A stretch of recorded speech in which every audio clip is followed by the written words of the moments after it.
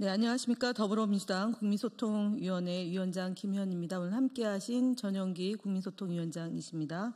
4월 21일 월요일 주말간 민주파출소 제보 및 주요 대응 현황에 대해서 브리핑하겠습니다. 4월 18일에서 20일 사이 3,074명이 방문했고 1,342건의 제보가 접수됐습니다. 매체별로는 SNS가 30.85% 위주로 가장 높은 수치를 기록했고 그 뒤로 네이버 22.88%, 유튜브 14.61%, 커뮤니티 6.93%, 틱톡 4.10% 순으로 제보되었습니다. 제보 내용을 말씀드리겠습니다. 첫 번째로는 민주당 경선 후보에 대한 암살 모의 정황이 다수 제보되었습니다. 지난 주말 페이스북 등 SNS를 통해 민주당 경선 후보 중 한 명을 특정하여 암살단 모집합니다. 총, 활, 그리고 석궁도 준비됐다. 관심 있는 분은 어디로 연락 바랍니다 등의 내용을 담은 게시물이 확인되었습니다. 이러한 게시글은 게시자의 개인정보와 실제 연락처, 범행에 사용할 도구 등 구체적으로 언급하고 있어 실제 범죄로 이어질 가능성이 매우 높아 심각한 사안으로 판단됩니다. 두 번째는 윤석열에 대한 비판 댓글에 대해 미 CIA 신고를 조장하는 글이 유포되고 있습니다.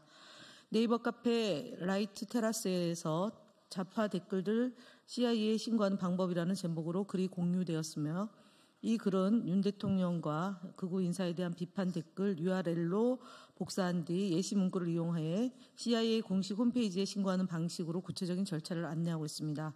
문제는 이 예시 문구가 도널드 트럼프 대통령을 조롱했다, 중국 공산당의 속국을 만들려고 한다는 등 허위 사실을 포함하고 있어 정작 공유된 비판 댓글들에서는 트럼프 대통령이나 중국 공산당 관련 내용이 전혀 없다는 점입니다.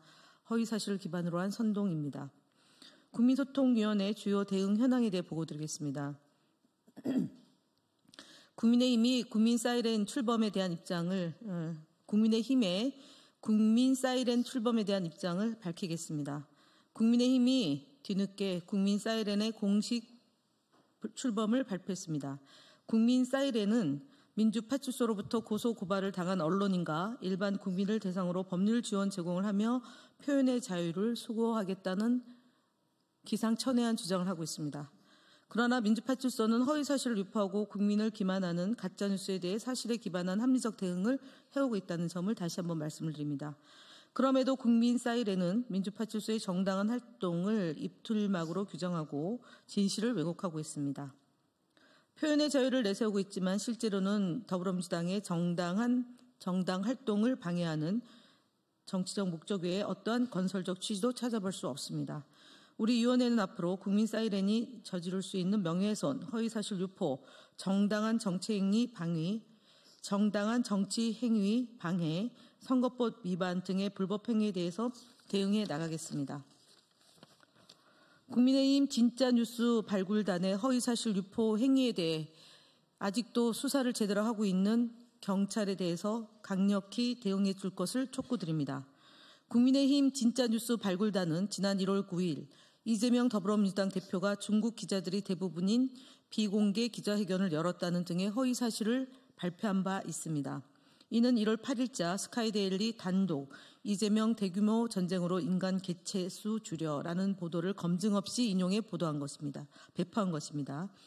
이에 더불어민주당은 이 사항이 국민의힘 미디어특위 위원장, 진짜뉴스 발굴단 위원장을 허위사실에 의한 명예훼손 혐의로 1월 10일 국가수사본부에 고발했으며 현재 사건은 영등포 경찰서로 이첩되어 2월 3일 고발인 조사가 완료되었습니다. 앞서 말씀드린 것처럼 왜 이런 일이 이렇게 더디되는지 궁금할 따름입니다. 경찰은 신속하게 수사를 진행해 주실 것을 다시 한번 강력히 촉구드립니다. 스카이데일리 유튜브 채널의 왜곡 영상에 대한 방심이 신고 등 언론 대응 보고 드립니다. 언론사가 운영하는 유튜브 채널도 언론중재위와 방송통신심의위원회 법적 규제를 받을 수 있습니다. 이에 따라 스카이데일리가 운영 중인 유튜브 채널 스카이데일리 TV를 모니터링한 결과 5.18 유공자 관련해 더불어민주당 소속 국회의원들이 혜택을 받고 있다는 허위사실을 유포한 2건의 영상을 확인했습니다. 3월 9일자 정재학의 전라도에서 국민혁명은 이제 시작일 뿐이다 와 3월 7일자 단독 진짜 내라는 5.18 김대중 세력이 주동으로 모두 역사 왜곡과 명백한 허위사실 유포의 우려가 있어서 방송통신심의위원회 심의 신청을 접수하였습니다. 앞으로도 지속적으로 모니터링해서 언론중재위와 관련 기관에 적극 대응해 나가겠습니다. 지난 금요일 언론중재위원회 심리와 관련해 보고드리겠습니다. 더 퍼블릭의 3월 28일자 보도, 산불 이재민 불 좀 끌어 가자 외치자 시 욕설 논란 휩싸인 이재명에 대한 심리는 피신청인인 더 퍼블릭 측의 불출석으로 인해 기일이 속행되었다는 점을 알려드립니다.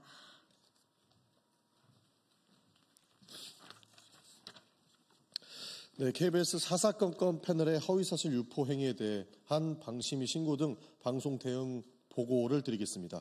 4월 11일 KBS 사사건건 프로그램에 출연한 한 패널은 더불어민주당 이재명 대통령 선거 예비후보 슬로건에 대해 이야기하면서 지금까지는 가짜 대한민국이고 앞으로는 이재명이 열어가는 대한민국이 진짜 대한민국이라는 취지로 얘기를 해서 예전 대한민국과 지금 대한민국을 갈라치기 하려고 하고 있습니다라며 마치 이재명 예비후보가 대한민국을 갈라치기 하고 국가가 모든 것을 다 틀어지고 가겠다고 발언한 것처럼 허위사실을 유포하였습니다.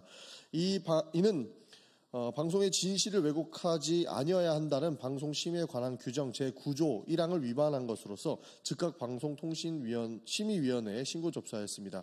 지난 4월 10일 동일 프로그램에서 패널로 출연하던 서종욱 변호사가 유사한 상황으로 프로그램에서 하차하였음에도 다른 출연자가 공정성을 훼손하는 사례가 반복되었습니다.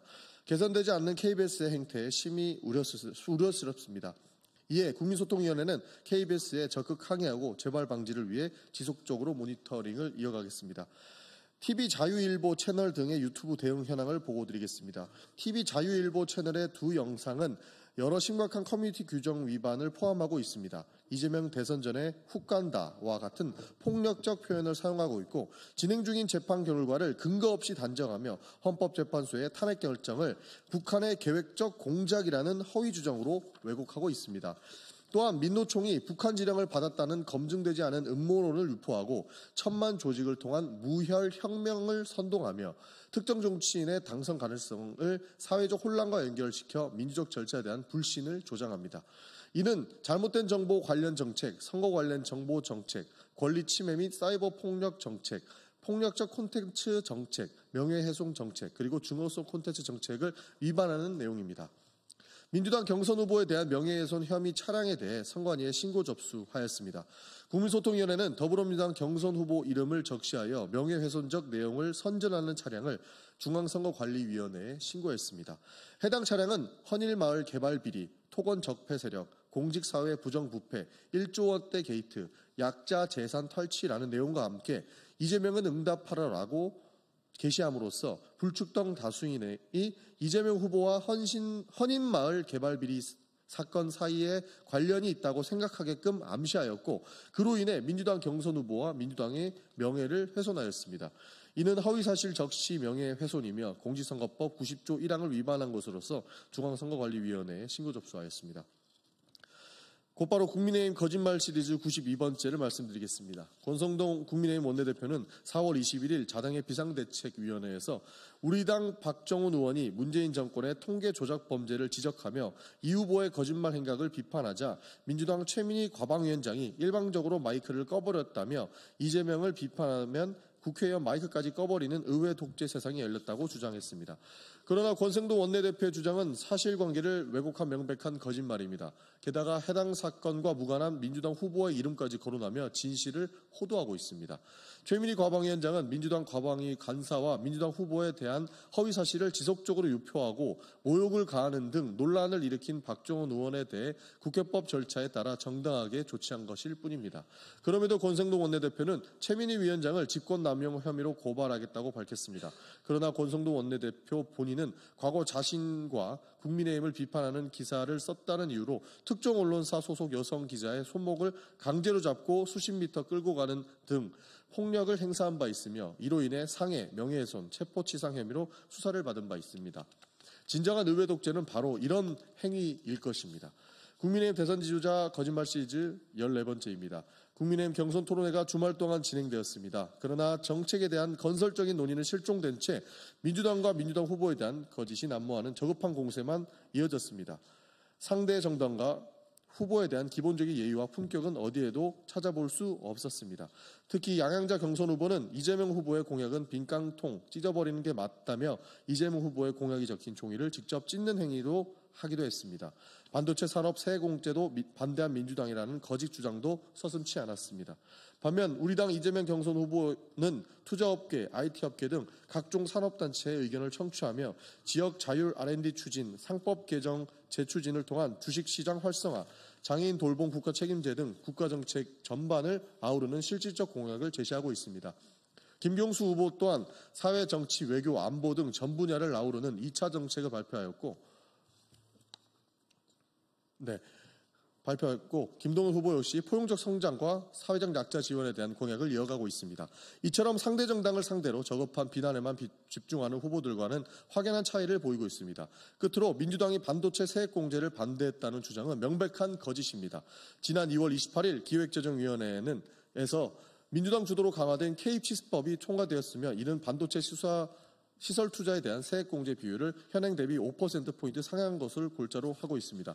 한 가지 기자회견 중에 내용을 바로잡겠습니다. 조금 전에 국민의힘 거짓말 시리즈 92번째를 말씀드리면서 권성동 원내대표가 상해 명예훼손 체포치상 혐의로 수사를 받은 바 있다고 말씀을 드렸는데 해당 부분은 바로 잡겠습니다.